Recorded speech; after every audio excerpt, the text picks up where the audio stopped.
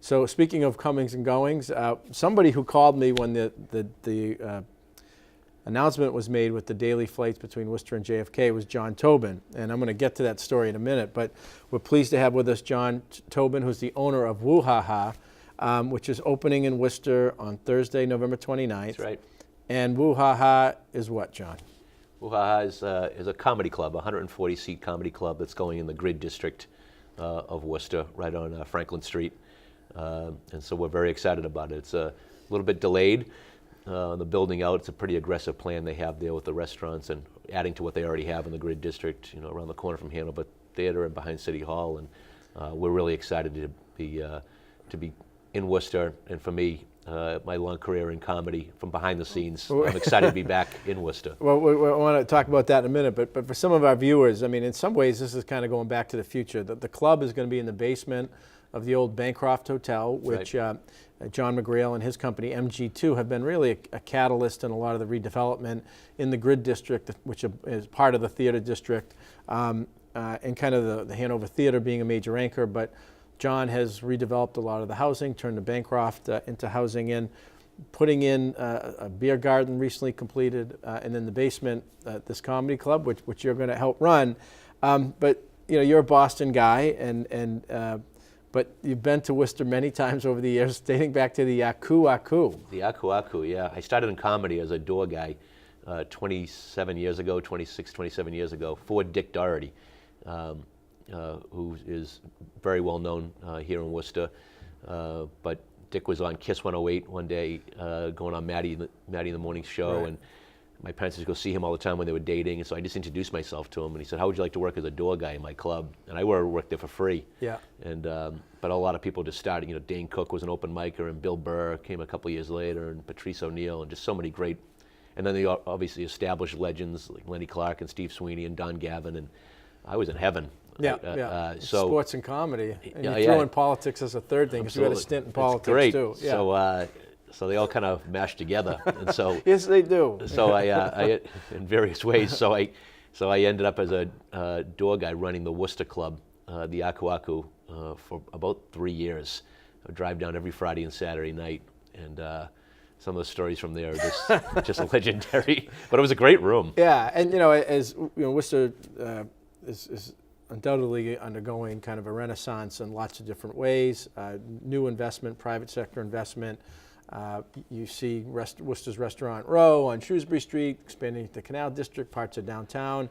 The arts and cultural community have been a big catalyst in that regard. I mentioned Hanover Theater. But when we think about the arts and we kind of think about reasons for people to come into town, we had Tom Marino, we're talking about basketball. We got the Worcester Red Sox, the Paw Sox coming, the Railers, Braveheart Sports are a piece of that. But comedy is a draw, and you've had taken that door job at Aku Aku in Worcester, but you've created a whole company that is in Boston, in other places, and now coming to Worcester. Yeah, this will be our fifth club that we have. We run Nick's Comedy Stop in the Theater District, which is the first place I ever saw live comedy when I was a junior at Catholic Memorial. Yeah. And I was just hooked on it. I used to listen to it all the time growing up, but when I saw it live, and now we've been running that for 10 years, which to me is kind of an honor. Yeah. It's the oldest comedy club in Boston. And 5 years ago, partners and I started, the guys who own the Improv Asylum, we created Laugh Boston in the Seaport District, 285 seat, state-of-the-art. Yeah, I mean, I've been down a number of times to visit and see you. You did, and you said we need this in Worcester. We need it in Worcester, so. but for those find themselves in Boston, Central Mass, you got to get. I mean, the facility is phenomenal, right next to the Boston Convention Exhibition Center, the Westin Hotel. Right in the Westin, yep. MJ O'Connor, what's the bar? MJ O'Connor's is right next door. But you've built out a phenomenal facility and looking to do the same, and are doing the same thing with MG2 at the Bancroft in the basement. Yeah, we're doing the same thing here in Worcester. The success we've had not just at Nick's and at Laugh, but also for the Crafts down at Gillette Stadium with the CBS Sporting Club. Yeah. And then in January we open it up at MGM in Springfield. So Worcester will be our fourth club just here in Massachusetts, and joined a group recently that's doing some more national stuff. But everything is right here at home, and this Worcester club will be a mixture of great local comedians. There's so many great comedians who are from Worcester, the Worcester area. and some actually get paid for it. But there's some, Orlando Baxter. Oh, yeah, Orlando's, yeah. Terrific, and James Dorsey and Nick Chambers, and there's just so many great ones. Maybe get Dennis Leary back for a night. We've broached the subject, Yeah. but it's just got a great history here.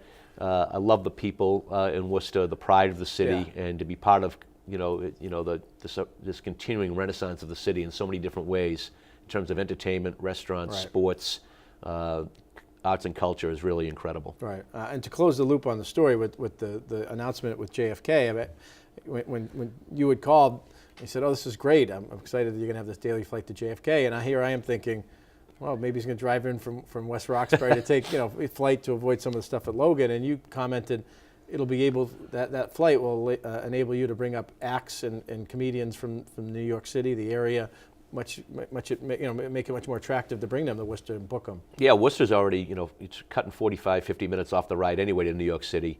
We plan on mixing in with the local comedians and the legends.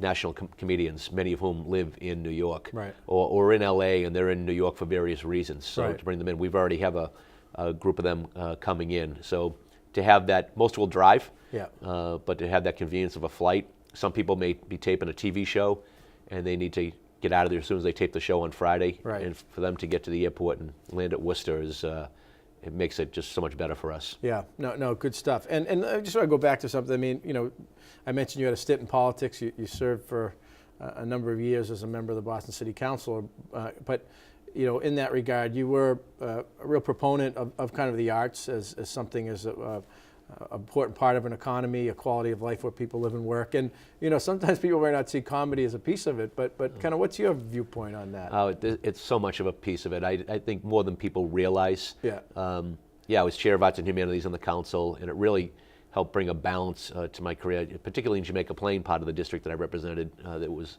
a lot more culturally diverse than perhaps other parts of my district. But people who are in the arts are not just, they're comedians, but they're also poets, they're painters, they're musicians, they're dancers, they're part of the graphic arts, visual arts. Over 35 million people in the country make their money, pay their rents and their mortgages by being involved in the arts, in the creative economy. And so comedians, and now comedy I'm getting flown to Milan next month by comedy producers out there that want to have more English speaking comedians in Italy. Comedy's emerging in Italy. 3 clubs in Milan in the last 4 years, 1 in Rome.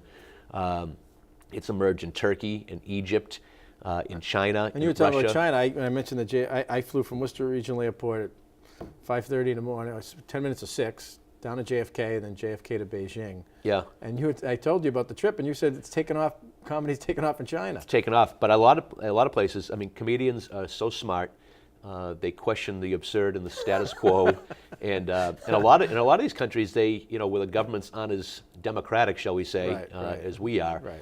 Free speech doesn't exist. Yeah. It's really a way to challenge the government in a lot of their ways, and sometimes the government isn't in on the joke until it's too late, and then it's emerged. I mean, there's an Egyptian comedian who was a physician, Youssef, and he started questioning the Egyptian government by doing comedy.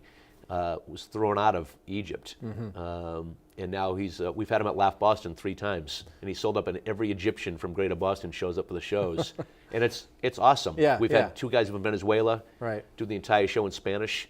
Every Venezuelan from Greater Boston shows up, so it's one of those things where comedy is there's many different voices to present. And if you present them, they will come. Yeah, well, we got a diverse community here in Central Mass. That's what we're psyched about. So it's going to be stand-up comedy, social media influencers, podcasts have taken off live. People listen to podcasts, but to go live sometimes is to a lot of people is a little more intimate experience, even though in a comedy show in a small room. They feel like they're eavesdropping on a conversation.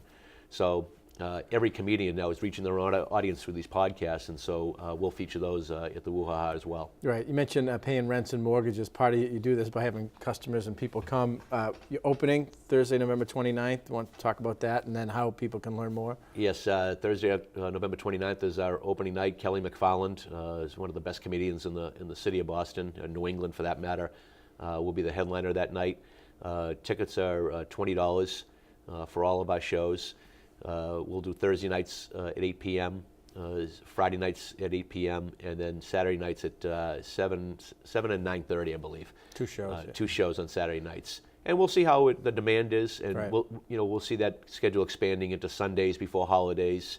Like I said, these social media influencers come in and pack rooms on a Tuesday night. Right, right. We really plan on marketing heavily to the college crowd in Worcester. 36. And approximately we always 30, have to, we always have to, we have to be mindful of the fact that comedians, oftentimes if they want to get on networks or movies or TV shows, they have to leave the city of Boston or they have to leave Massachusetts to go to New York or LA. Yeah.